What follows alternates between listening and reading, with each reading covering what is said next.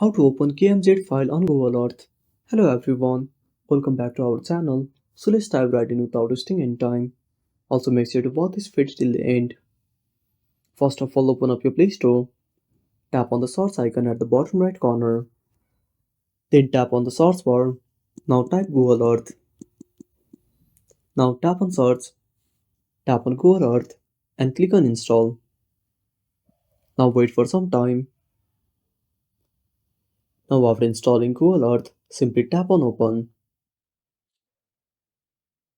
Now tap on get started. Now simply tap on local. Now tap on new.